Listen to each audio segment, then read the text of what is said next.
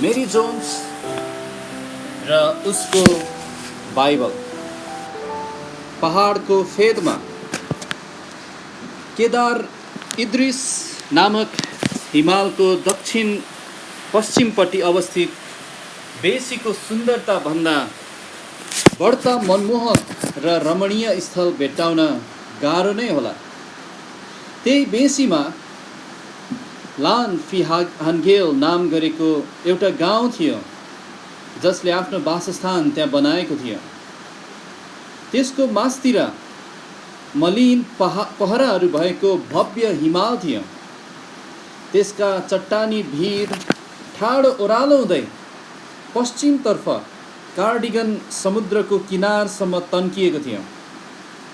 उक्त पहाड, समुद्रको त्यो किनार र बेसीको रमणीय सुन्दरता आज पनि उस्तै छ जस्तो सयौं वर्ष पहिले थियो। त्यस समयताका त्यहाँका साधारण किसिमका फुस्रो कैलो झुपडीहरूमा कस्ता मानिसहरू बस्थे, उनीहरूको इतिहास कस्तो थियो होला, उनीहरूका आनी बानी कस्ता थिए होलान्, उनीहरूका परिश्रमहरू, सङ्घर्षहरू, शोकहरू र आनन्दहरू कस्ता थिए होलान् भनेर सोच्दा कौतूहलता जाग्दछ। त्यस ठाउँसँग जोडिएको एउटा सरल किस्सा, एउटा घटना म यहाँ सुनाउन गइरहेको छु, जुन घटना वेल्स भन्ने इलाकाको पुरै इलाकाभरिमा अति प्रतिष्ठित र आदरको योग्य मानिने गरिन्छ आज पनि।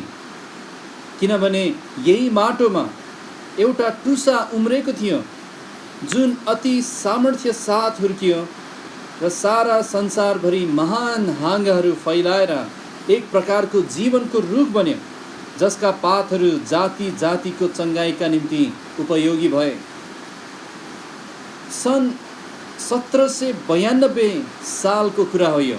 एउटा सत्य घटना, एउटा ऐतिहासिक घटना। आजभन्दा झन्डै 200 वर्षभन्दा पनि धेरै समय अगाडिको कुरा हो। लाफिन हागेलको सानो गाउँमा रातको अँध्यारो छाएको थियो।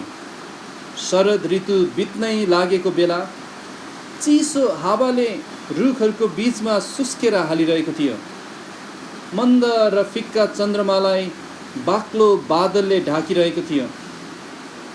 रातको त्यो अँध्यारोको बीचमा त्यस गाउँको झुपडीहरूमध्ये एउटाको झ्यालबाट न्यानो प्रकाश चम्कियो, जो चाहिँ सुक्खा दाउराको आगोको रापबाट आएको थियो।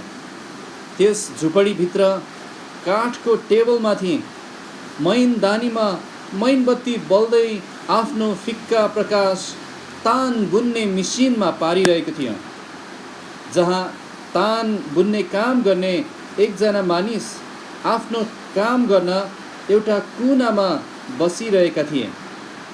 घरभित्र त्यो बाहेक अन्य माल सामान भनेको एउटा बेन्च, 2 वा 3वटा मुढा, साधारण अलमारी र भान्सा टेबल मात्र थियो। त्यो कोठाको बीचमा एकजना अधवैसे महिला पनि उभिरहनु भएको थियो। उहाँले खुकुलो किसिमको लामो लबेदा पहिरहनु भएको थियो। उहाँको शिरमा अग्लो खालको एउटा वेल्स टोपी थियो। त्यस्तो टोपी चाहिँ त्यस बेलाका गाउँलेहरू थुप्रैले लगाउने गर्थे। उहाँले भन्नुभयो, तपाईँ जान नपाउनु भएकोमा म खिन्न छु श्रीमान जेकब। आफ्नो श्रीमानलाई उहाँले बताउनु भयो। सङ्गतिमा तपाईँको याद आउनेछ, तर सर्वशक्तिमान प्रभु जसले हाम्रो प्राणहरूको भलाइको निम्ति यी सङ्गतिहरू दिनुहुन्छ, उहाँले नै तपाईँको शरीर र तपाईँको आत्मालाई जाँच्न तपाईँको छातीमा घ्यार घ्यार हुने समस्या आउन दिनुभयो। उहाँले नै त्यो समस्या तपाईँबाट लैजान ठिक नसम्झनु भएसम्म हामी अहिले केवल धीरजवान भइराख्नुपर्छ। हो श्रीमती, र म धन्यवादी पनि छु किनभने म काम नगरी बस्नु परेको छैन। तर अझै पनि मेरो पेसा गरिरहन सकेको नै छु।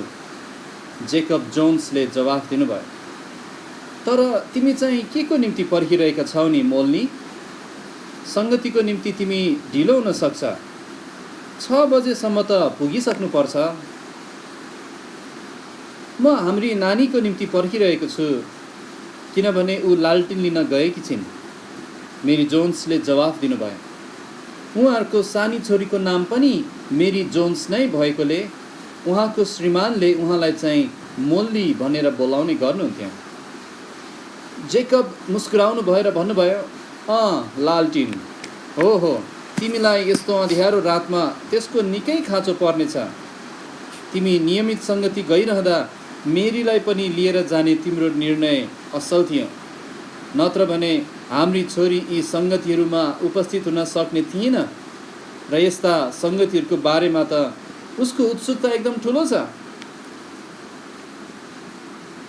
हो नि, तपाईँले र मैले बाइबलबाट उसलाई सिकाउन सक्ने कुराहरू लगभग सबै उसले जानिसकेकी छिन्, हो कि होइन श्रीमानज्यू? ऊ अहिलेसम्म जम्मा 8 वर्षकी भएकी छे, तर मलाई अझै पनि राम्ररी याद छ ऊ काखे बच्चा हुँदा समेत आइतबारको दिनमा तपाईँको काखमा घन्टौँसम्म बस्थिन्। अब्राहम, युसुफ, दाउद र दानियलको बारेमा सुन्थिन्। बाइबलका कथाहरू मन पराउने मेरी जस्तो अरू कुनै केटी छैन होला। प्रभुले उसलाई आशिष दिनुभएको होस्। ल, ऊ पनि आइपुगी। त्यो लालटिन ल्याउन तिमीलाई लामो समय लाग्यो छोरी, र अब हामी छिटो छिटो गरेर जानुपर्छ, नत्र ढिला हुनेछ। सानी मेरीले उज्यालो आँखाहरू आमातर्फ उठाउँदै जवाफ दिइन्, हो आमा, मलाई समय लाग्यो, किनभने लालटिन माग्न म हाम्रो छिमेकी विलियमको घरतिर दगुरेकी थिएँ। आज हाम्रो लालटिनले धान्नै नसक्ने हावा चलेको छ। आमाले भन्नुभयो, चन्द्रमा लागेको छ नि त छोरी, अनि म त लालटिन बिना पनि ओहोरदोहोर गर्न सक्ने थिएँ। हो, तर तपाईँलाई थाहा छ आमा, म चाहिँ घरै बस्नुपर्ने अवस्था हुने थियो र मलाई सङ्गति जान अति नै मनपर्छ, मेरीले जवाफ दिए। आमाले हाँस्दै भन्नुभयो, तिमीले मलाई त्यो बताइराख्नु पर्दैन छोरी। अब हिँड, जाउँ मेरी। Bye bye Jacob. Good bye प्रिय बुबा। तपाईँ पनि हामीसँग जान पाउनु भएको भए कति राम्रो हुन्थ्यो जस्तो लाग्छ। बुबालाई बिदाईको चुम्बन खान दगुर्दै मेरीले भनी। जाऊ छोरी जाऊ, र घर फर्केर तिम्रो बुढो बुबालाई तिमीले सिकेका कुराहरू बताउन सक्ने गरी सबै सम्झेर आऊ है। झुपडीको ढोका खोलियो अनि मेरी र तिनकी आमा चिसो बतासे रातमा बाहिर निस्कनु भयो। चन्द्रमा बाक्लो कालो बादलको पछाडि हराइसकेको थियो र सानी मेरीले ल्याएकी लालटिनले ठुलो सहायता गरे। लालटिनको प्रकाश उनीहरू हिँड्नुपर्ने बाटोमा राम्रोसँग परोस् भनेर तिनले होसियारपूर्वक लालटिनलाई समाए, नत्र भने त्यो बाटो हिँड्न खतरापूर्ण नभए पनि कठिनपूर्ण अवश्य नै थियो। श्रीमती जोन्सले आफ्नी सानी छोरीको हातलाई आफ्नो हातले समाउँदै भन्नुभयो, तपाईँको वचन मेरा पाउहरूका निम्ति बत्ती र मेरा बाटोका निम्ति ज्योति हो। आमा, मैले पनि भर्खरै त्यही पद सम्झिरहेको थिएँ, जवाफ दिँदै छोरीले भने। मलाई यस्तै पदहरू अरू पनि थुप्रै कण्ठ गर्न सकेको भए हुन्थ्यो जस्तो लाग्छ। तिम्रो बुबा र मैले तिमीलाई अझ धेरै सिकाउन पाएको भए हामी कति खुसी हुने थियौँ। तर हामी आफैले पनि सिकेका छैनौँ, नसिकेको पनि धेरै वर्ष भइसक्यो। हामीसँग बाइबल पनि छैन, हाम्रो स्मरण शक्ति पनि पहिलेको जस्तो राम्रो छैन। आमाले दुःख पोख्नु भयो। कच्ची बाटोमा केही पर हिँडेपछि मण्डली सदस्यहरू भेला हुने घरमा आइपुग्नु भयो, जहाँ विश्वासीहरू जुट्ने चलन नै थियो। उहाँहरू त्यहाँ आइपुग्नुहुँदा सङ्गति सुरु भइसकेको रहेछ। त्यहाँ साना नानीहरू भनेको मेरी एकजना मात्र थिइन्, तर उसको अनुहार यति गम्भीर र उसको चालचलन यति शालीन थियो कि उसलाई कसैले पनि सङ्गतिमा असुहाउँदो सदस्य भनेर भन्दैनथे। सङ्गति सकिएपछि मेरी आफ्नो लालटिन फेरि बालेर आमासँग घर फर्कन तयार हुँदै गर्दा इभान नामका एकजना दयालु किसानले आफ्नो ठुलो हात सानी नानीको काँधमा राखेर भन्नुभयो, मेरी सानी नानी, यी सङ्गतिहरूका निम्ति तिमी धेरै सानी छौ। तरै पनि परमेश्वरलाई भेडाहरूको साथसाथै पाठाहरूको पनि खाँचो छ र सानो पाठाहरूले पनि चाँडै नै उनीहरूको कलिलो उमेरमा नै उहाँको स्वर सुन्न सिके भने यसले उहाँलाई अति खुसी तुल्याउनेछ। यति भनेर उहाँहरू बिदा हुनुभयो। हाम्रो आफ्नै बाइबल छ किन छैन आमा? हातमा लालटिन समाउँदै घरतर्फ हिँड्दा मेरीले सोधी। किनभने बाइबलहरू एकाध मात्र छन् मेरी छोरी, र ती यति महँगा छन् कि एउटैको मात्र मूल्य तिर्न पनि हामीसँग पैसा छैन। हामी एकदम गरिब छौँ। तान बुन्ने काम एउटा इमान्दार व्यापार हो मेरी, तर हामी यो कामद्वारा कहिले पनि धनी बन्न सक्दैनौँ। खालि बुवासाहरूबाट सुरक्षित रहन एउटा ढोका भएको घर, शरीर ढाक्न केही वस्त्रहरू मात्र भए पनि हामी आफैलाई निकै खुसी ठान्दछौँ। तरै पनि परमेश्वरको वचन हाम्रो हातमा हुनु जति बहुमूल्य हुने थियो, त्यति नै बहुमूल्य यसका शिक्षाहरू र सत्यताहरू हाम्रो हृदयमा हुनुहुनेछ। यति भन्दै गर्दा श्रीमती जोन्स एउटा ढुङ्गामा ठेसिन पुग्नुभयो र लड्नुभयो, तर कुनै चोट भने लागेन। सानी केटी कुराकानीमा यति डुबेकी थिइन् कि लालटिनलाई राम्ररी बाटोमा देखाउन बिर्सेकी रहेछन् र ढुङ्गा नदेखेकोले आमाको खुट्टा त्यसमा ठोकिन पुगेको रहेछ। ओहो छोरी, हामीले जे गरिरहेका छौँ त्यसैमा धेरै ध्यान लगाउनुपर्छ, आमा बिस्तारै उठ्दै भन्नुभयो। अनि छोरी, हाम्रो लोटाइहरूले पनि हामीलाई पाठ सिकाउन सक्छन्। परमेश्वरको वचनले समेत, जो हाम्रो पाउको निम्ति बत्ती र हाम्रो बाटोको निम्ति ज्योति हो, हामीलाई ठेस खानबाट जोगाउन सक्ने छैन यदि हामीले यसलाई ठिकसँग प्रयोग गरेनौँ भने। हामीले यो ज्योतिलाई हाम्रो दैनिक जीवनमा चम्किन दिनुपर्छ र यसले हामीलाई हाम्रो सानोभन्दा सानो कामहरू र फिक्रीहरूमा सहायता गर्नेछ। सानी मेरीले यो कुरा सम्झिराखिन् र उसको पछिको जीवनले पनि उसले यो पाठ आफ्नो हृदयमा लिएकी रहेछन् भन्ने कुरा प्रमाणित गरे। प्रभुकी एउटी सरल अशिक्षित दासीले सिकाउनु भएको एउटा सरल पाठ भए तापनि सानी नानीले आफ्नो हृदयमा साँचिराखिन्। एउटा ठुलो खाँचोको महसुस। गरिबहरूको घरका वयस्कहरूको काँधमाथि रोटी कमाउनु पर्ने जिम्मेवारी हुने गर्छ। त्यसैले उहाँहरू एकदम व्यस्त रहनुपर्ने भएको हुनाले घरका सानाहरूले दैनिक घरेलु कामहरूमा सहायक हुन सिक्छन्। 6 वर्षका अन्य केटाकेटीहरू खेल्दै कुद्दै हिँड्ने भए तापनि त्यही उमेरका केही साना केटीहरूले आफ्ना भाइ र बहिनीहरूको पुरै ख्याल राख्न सक्ने भएका र घरमा अति उपयोगी सहायक भएका हामीले सुनेका छौँ। जेकब जोन्सको परिवारको पनि अवस्था त्यस्तै थियो। जेकब र मोल्ली उनका कपडाहरू बुन्ने काममा व्यस्त हुनुहुन्थ्यो।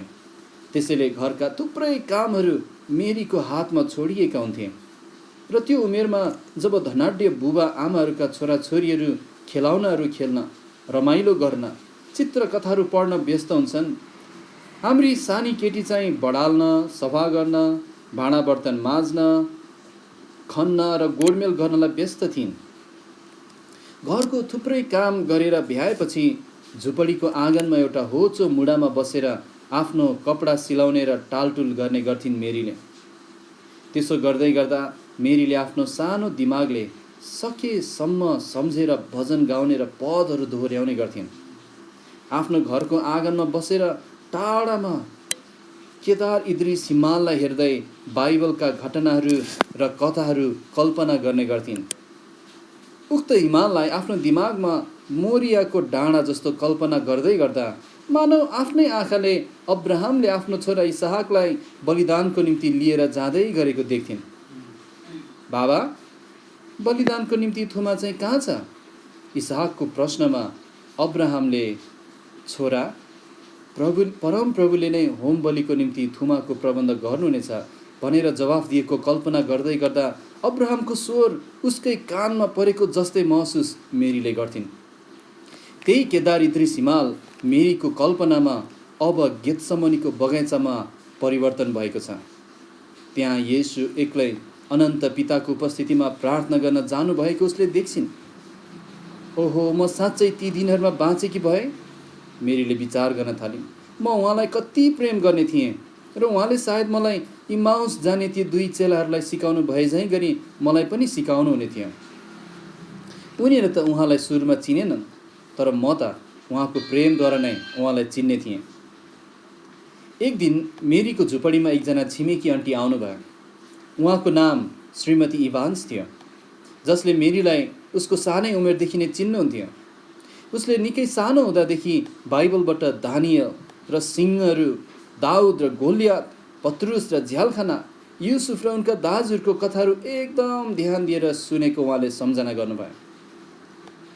बुवाले भन्नुभयो, उसको उत्साह पहिलेको भन्दा घटेको छैन श्रीमती इभान्सज्यू, तर बरु झन बढेको छ।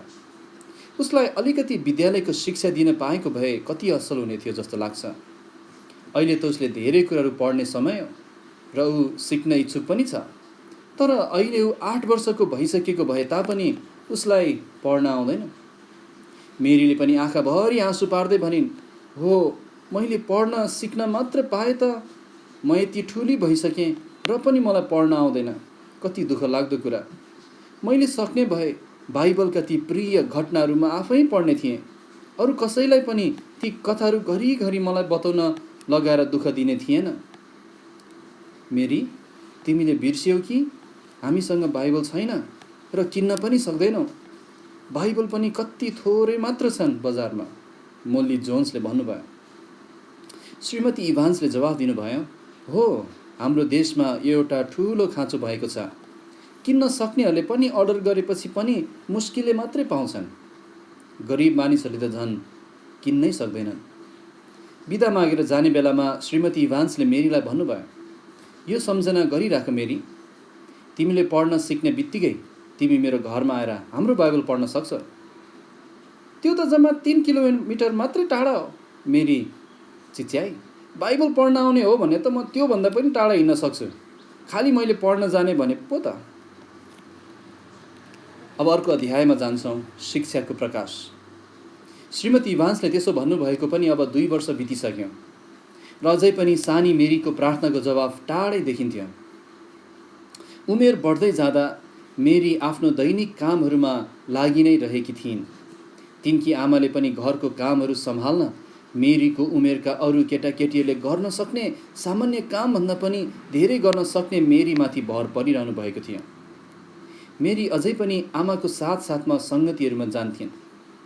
एक दिन मेरीको बुबा जेकब जोन्स करिब 3 किलोमिटर टाढामा अवस्थित एउटा गाउँबाट फर्केर आउनुभयो, जहाँ उहाँले आफ्नो घरमा श्रीमान र श्रीमती मिलेर बुनेको ऊनका कपडाहरू बेच्न जाने गर्नुभएको थियो। आज चाहिँ जेकब दिनको प्राय जसो समय बाहिर नै हुनुहुन्थ्यो। घर आइपुग्दा उहाँ थकित पनि देखिनुहुन्न थियो। उहाँका आँखाहरू उज्याला र उहाँका ओठहरूमा मुस्कान थियो। मेरीका तेज नजरपूर्ण आँखाले उसको बुबाको अनुहार र व्यवहार दुवैमा थोरै मात्र पनि परिवर्तन आयो भने पत्ता लगाइहाल्थ्यो। मेरी बुबाका दगुर्दै आई र उहाँको सामु उभिएर बुबाको उज्यालो अनुहारमा हेर्दै भनी, के भयो बाबा? केही न केही राम्रो भएको छ, नत्र तपाईँ यस्तो देखिनु हुँदैन थियो। कस्तो तेज नजर छ छोरी तिम्रो। बुबाको हृदयमा केही न केही छ भन्ने कुरा तिमीले सजिलै थाहा पाउन सक्छौ, बुबाले भन्नुभयो। बुबाको अनुहारमा कोट्याउँदै मेरीले सोधी, के यो कुरा मसँग सम्बन्धित छ त बाबा? हो, यो तिमीसँगै सम्बन्धित छ छोरी। के हो त बाबा? मेरी अलिकति अधीर हुन थाले। आमाले पनि भन्नुभयो, अब त हामी दुवैजनालाई नै यो जान्न मन लागिसक्यो। के हो भन्नुहोस् न मेरीको बाबा? बुबाले जवाफ दिनुभयो, प्रिय मोल्ली, हाम्री छोरी अब पढे लेखेकी स्त्री हुने छिन्। उसले पढ्न र लेख्न सिक्ने छिन् र उसको बुबा आमाले भन्दा पनि धेरै राम्ररी हिसाब गर्न जान्ने छिन्। ओहो बाबा, उत्साहित भएकी मेरी बुबाको काखबाट पुत्रुक आम्भालेर बुवालाई हेर्दै उभि।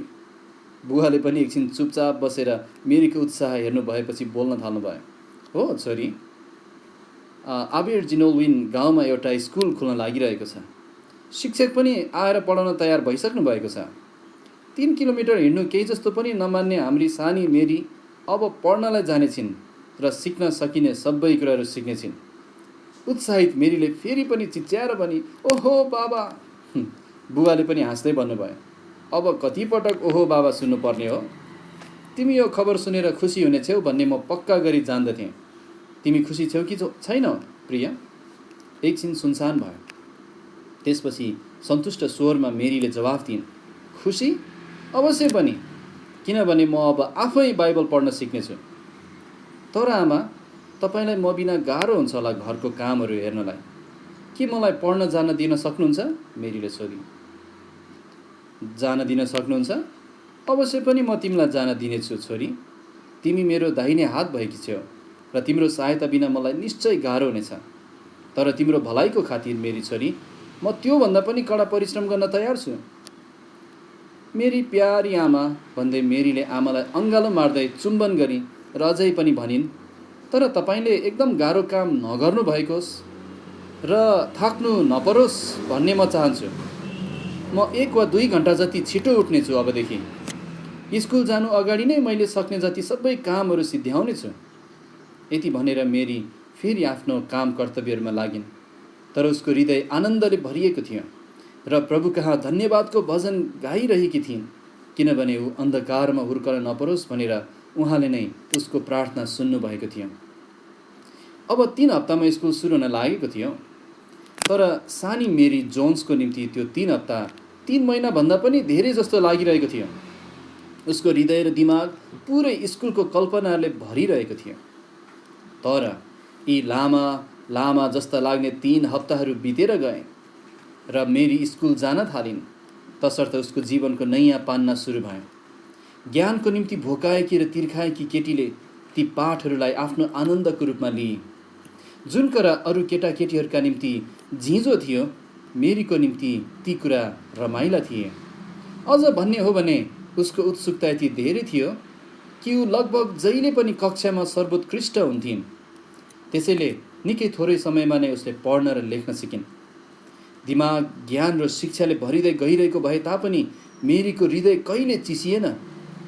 मोल्ली जोन्सले पनि घरको कामहरूको सवालमा आफ्नी छोरी मेरी जोन्सको परिश्रमहरूमा कुनै कमजोरी भेट्टाउनु भएन। ऊ बिहान सबेरै उठ्थी, खाजा खानु अगाडि आफ्ना कामहरू भ्याउँथिन् र साँझ स्कुलबाट फर्किएपछि फेरि आमालाई सहायता गर्थिन्। भोलिको दिनको पाठहरूको निम्ति तयारी गर्न पुग्ने मात्रै समय आफ्नो निम्ति साँचेर राख्थिन्। स्कुलमा पनि मेरी जोन्सले साथीहरूसँग राम्रो मिलाप र घनिष्ठताका साथ मित्रभावले असल व्यवहार गर्थिन्। एकपटक स्कुलको एउटा साथीको खाजा बाटोमा कुकुरले खोसेर लैजाँदा रुँदै बसेको मेरीले देखिन्। यद्यपि अन्य मानिसहरूले उक्त केटीलाई जिस्काउँदै हाँसिरहेका थिए, मेरीले भने उसलाई सान्त्वना दिइन् र खाजा खाने समय हुँदा उसँगै बसेर आफ्नो खाजा आधाभन्दा पनि बढी उसलाई नै दिएर बाँडेर खाइन्। यो देखेर अरूहरू लज्जित भए।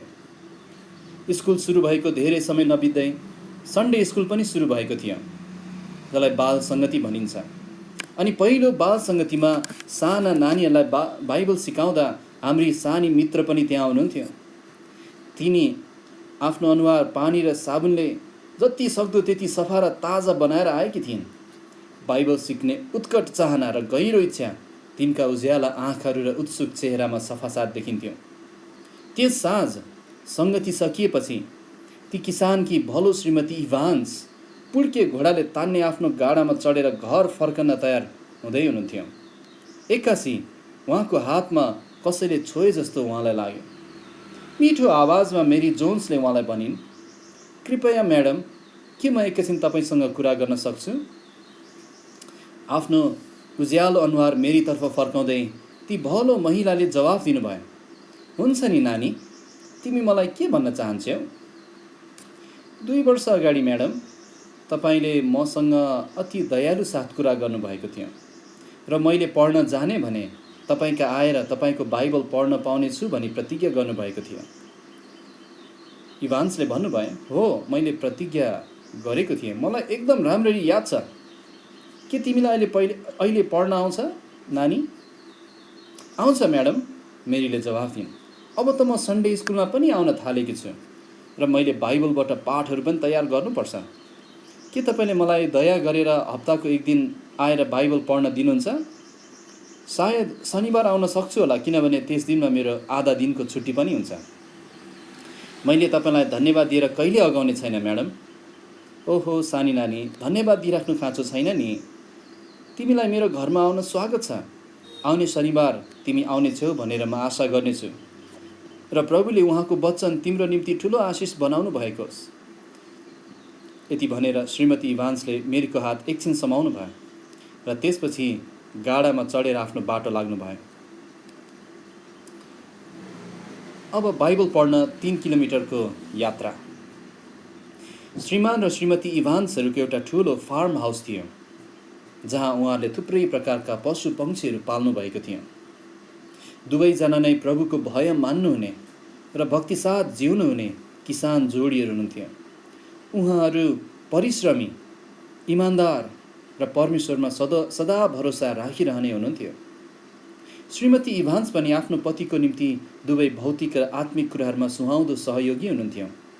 उहाँहरूका 3 जना छोराछोरीहरू थिए जोहरूलाई सारा गम्भीरता, इमान्दारिता र सत्यतामा आत्मिक तालिम दिँदै हुर्काउँदै हुनुहुन्थ्यो।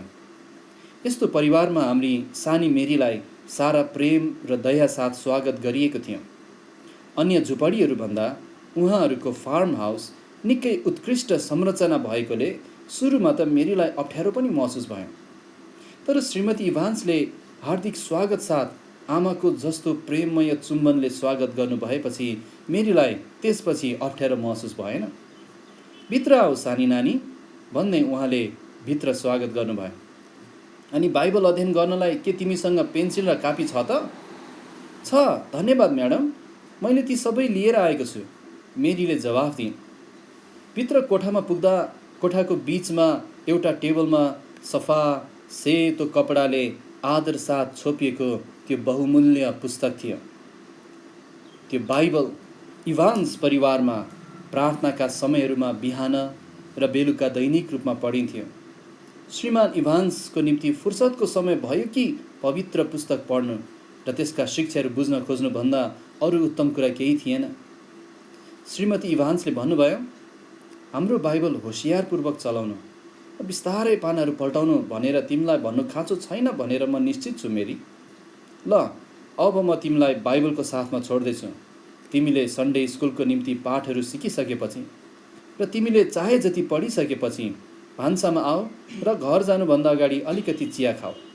यति भनेर मेरीलाई उसको जीवनको पहिलो पटक बाइबलसँग एक्लै हुन छोडेर ती असल महिला बाहिर जानुभयो। सानी मेरीले झट्टै बाइबललाई ढाकेको कपडा उघारिन्, त्यसलाई राम्ररी पट्याएर एक छेउमा राखिन् अनि कामी रहेको हातले यूहन्नाको पुस्तकको 5 अध्याय पल्टाइन् र त्यही समयमा उसको आँखा यी शब्दहरूमा पर्न गयो, पवित्र शास्त्रहरूमा खोजी गर, किनकि तिनैमा तिमीहरूका निम्ति अनन्त जीवन छ भनी तिमीहरू जान्दछौ अनि मेरो विषयमा गवाई दिने तिनै हुन्। उत्साह साथ मेरी चिच्याइन्, म गर्नेछु, म खोज्नेछु। उक्त शब्दहरू कुनै ईश्वरीय आवाजले सिधै तिनीसँगै कुरा गरेको जस्तो महसुस गर्दै तिनले भनिन्, म खोज्नेछु र म सके जति सबै सिक्नेछु। ओहो, तर यदि मेरो आफ्नै बाइबल मसँग भइदिए त? यस बहुमूल्य धन प्राप्त गर्ने यही इच्छा नै तिनको जीवनको महान जग बन्यो। हो, यो गरिब नानीको हृदयको उत्कट चाहना नै भविष्यमा लाखौं करोडौं प्राणहरूका निम्ति ज्योति र ज्ञानको माध्यम बन्यो। यही प्रकारले परमेश्वरले प्राय संसारका कमजोर कुराहरूलाई चुन्नु भएर आफ्नो महान परियोजना पुरा गर्नुहुन्छ र आफ्नो इच्छा पुरा गर्नुहुन्छ।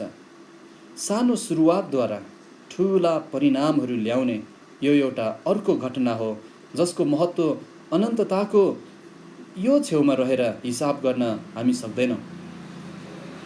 मेरीले बाइबलका पाठहरू अध्ययन गरिसकेपछि आरामदायी भान्सामा बसेर टन्न खाना खाइन् र आफ्ना दयालु मित्रहरूलाई बिदा मागिन् र घरतर्फ यात्रा गर्न थालिन्। तिनको हृदय एउटा ठुलो इच्छाले भरिएको थियो र त्यो इच्छा एउटा अठोटको रूपमा बिस्तारै रूप लिँदै थियो। मसँग मेरो आफ्नै बाइबल हुनै पर्छ। तिनले आफ्नो उद्देश्यको जोसमा उच्च स्वरमा भनिन्, मैले 10 वर्षसम्म पैसा जोहो गर्नु परे पनि मसँग एउटा बाइबल हुनै पर्छ।